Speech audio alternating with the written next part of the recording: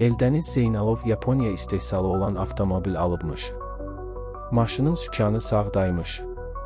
Aktyor avtomobili alan kimi Mikayıl Mirzə ilə Şıx çimərliyindəki kababxanada yaxşıca yeyib içirlər. Qaydanda onları yol polisi saxlayır. Eldəniz Zeynalov əsəbləşir. Yekə kişisiniz, nə istəyirsiniz bu cəmaatdan? Niyə adamları incidirsiniz? Görmürsünüz, maşında iki böyük sənətkar gedir.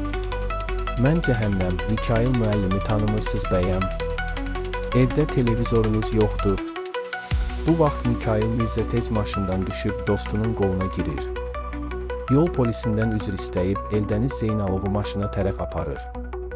Ancaq çaşıb Eldəniz Zeynalovu sol tərəfdə əyləşdirir. Özü də qayıdır polisin yanına ki, biraz dilyağız etsin.